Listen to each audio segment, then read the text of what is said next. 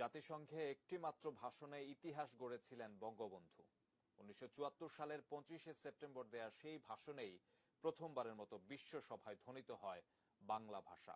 একই সঙ্গে এই ভাষণ ছিল বিশ্বজুড়ে ন্যায় প্রতিষ্ঠার বলিষ্ঠ উচ্চারণ।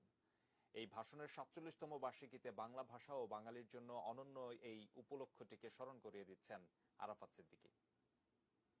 শেখ মুজিবুর রহমান, প্রিমিয়ার মিনিস্টার দি বাংলাদেশ। জাতিসংঘের ২৯তম সাধারণ অধিবেশনে দেয়া এই ভাষণ ছিল বিশ্ব পার্লামেন্টে বঙ্গবন্ধুর প্রথম ও শেষ ভাষণ। কিন্তু সেই একটি মাত্র ভাষণেই তিনি গেঁথে দিয়েছিলেন বাঙালি জাতি ও বিশ্বের শোষিত মানুষের জন্য এক ঐতিহাসিক মাইলফলক। বাঙালি জাতির জন্য এটা এক ঐতিহাসিক মুহূর্ত, কারণ তার আত্মনিয়ন্ত্রণের অধিকার অর্জনের সংগ্রাম আজ বিরাট সাফল্য দ্বারা চিহ্নিত। সেই ভাষণ ছিল বিশ্বের একমাত্র ভাষাভিত্তিক রাষ্ট্র বাংলাদেশের সরকার প্রধান হিসেবে প্রথম ভাষণ। জাতিসংঘে বিশ্বের ষষ্ঠ বৃহত্তম জনগোষ্ঠীর মুখের ভাষা বাংলার প্রথম উচ্চারণ। এমন এক বিশ্ব ব্যবস্থা গঠনে বাঙালি জাতি উৎসর্গীকৃত, যে ব্যবস্থায় সকল মানুষের শান্তি ও ন্যায় বিচার লাভের আকাঙ্ক্ষা প্রতিতৃপ্ত হবে।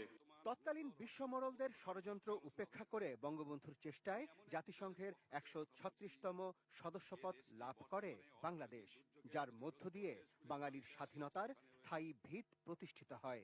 এই ভাষণটাই স্বাধীন বাংলাদেশের মানুষের জন্য ছিল এক অনন্য অর্জন। যুদ্ধের ধ্বংসস্তূপের উপরই বাংলাদেশের জন্ম হয়েছিল। তারপর থেকে একের পর এক প্রাকৃতিক বিপর্যয়ে আমরা সম্মুখীন হয়েছি। একই সঙ্গে ভাষণটি ছিল সারা বিশ্বের নিপীড়িত নির্যাতিত মানুষের অধিকার প্রতিষ্ঠার বলিষ্ঠ উচ্চারণ ও সাহসী পদক্ষেপ। বিশ্ব শান্তি প্রতিষ্ঠা ও ন্যায়ের ভিত্তিতে পৃথিবী গড়ার প্রত্যয় ছিল সেই ভাষণে। ক্রমাগত মূল্যবৃদ্ধির ফলে খাদ্যের দাম গরিব দেশগুলোর ক্রয় ক্ষমতার বাইরে চলে গেছে।